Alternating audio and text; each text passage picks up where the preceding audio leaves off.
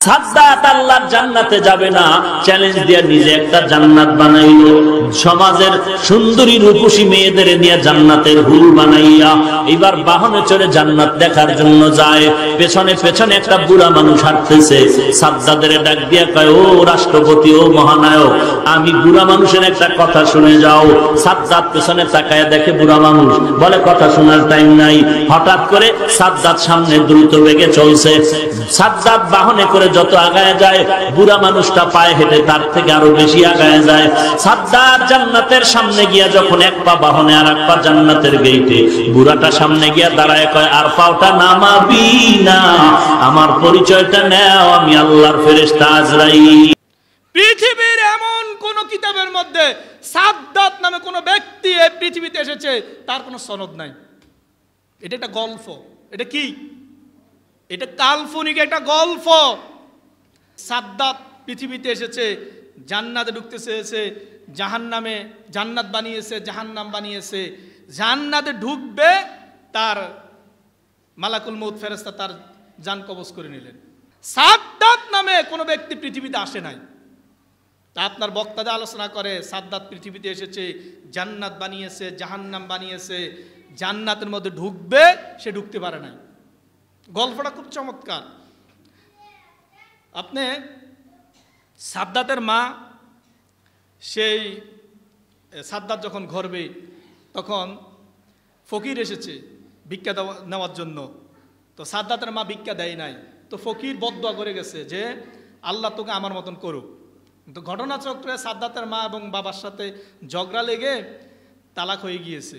তো সাদ্দাতের মা চিন্তা করলো যে আমি যদি বাবার বাড়িতে চলে যাই, এটা খারাপ দেখা যায়, তা আমি স্বামীর এলাকাতে ভিক্ষে করে খাবো।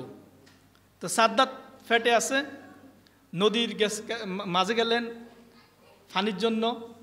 তখন সেই মারা যাচ্ছেন। এমন অবস্থা, সে আল্লাহর কাছে বলতেছে, আল্লাহ, আমি যদিও মরে যাই, তবে আমার সন্তানটাকে তুমি বেঁচে রাখো। আল্লাহ তার দোয়া কবুল করলেন। সন্তান হয়েছে। উপরে হওয়ার পরে বাঘেরা এসেছে পানি খাওয়ার জন্য। তো বাঘ এটাকে খেয়ে ফেলবে, বাঘের বাচ্চারা এটাকে ধরে রাখে। তো এক পর্যায়ে বাঘের বাচ্চারা নিয়ে গেছে। সাদ্দাত বাঘের দুধ খেয়ে বড় হয়েছে। এক সময় ওই দেশের আপনার বাদশা এটাকে শিকার করতেছে, দেখে যে এটা বাঘ লাভ দেয়, এটা লাভ দিতে পারে না। তখন ধরে এনে সব যখন দাড়ি টাড়ি চুল টুল কামানোর পরে দেখে যে এটা তো মানুষ। তো ও দেশের বাদশা চিন্তা করলো, আমার তো কোনো সন্তান নাই, তাকে আমি আমার আসনের মধ্যে রেখে দিই।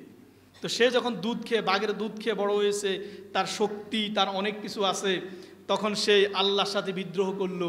আল্লাহর সাথে বিদ্রোহ করার পরে সে আল্লাহকে বলতেছেন, আল্লাহ, তুমি এই পৃথিবী থেকে মানুষ চলে যাওয়ার পরে জান্নাত জাহান্নামের ব্যবস্থা করেছো, আমি এই পৃথিবীতে জান্নাত জাহান্নামের ব্যবস্থা করলাম। এবং পৃথিবীতে জান্নাতের ব্যবস্থা করলেন, জাহান্নামের ব্যবস্থা করলেন। জান্নাতে ঢুকবে, আল্লাহ তার মালাকুল মাউত ফেরেশতা দিয়ে জান কবজ করে দিলেন। পুরা ঘটনাটাই মিথ্যা।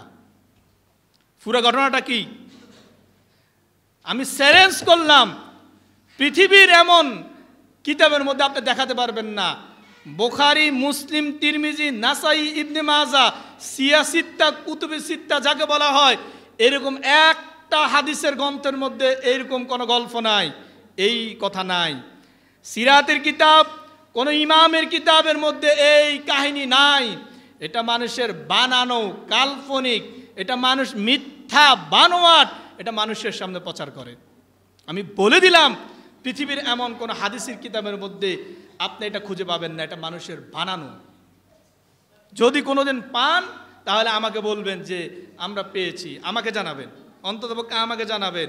যদি আপনি পান যে সাদ্দাতের কাহিনী যদি কেউ প্রমাণ করতে পারে, আমার কাছে নিয়ে আসবেন। সাদ্দাত নামে কোনো ব্যক্তি এই পৃথিবীতে আসে নাই। সাদ্দাত নামে কোনো ব্যক্তি এই পৃথিবীতে আসে নাই। এরকম অসংখ্য অগণিত মিথ্যা কাহিনী মানুষের অন্তরের মধ্যে গেঁথে আছে। আল্লাহ এগুলো থেকে আমাদেরকে হেফাজত করুক, আমিন।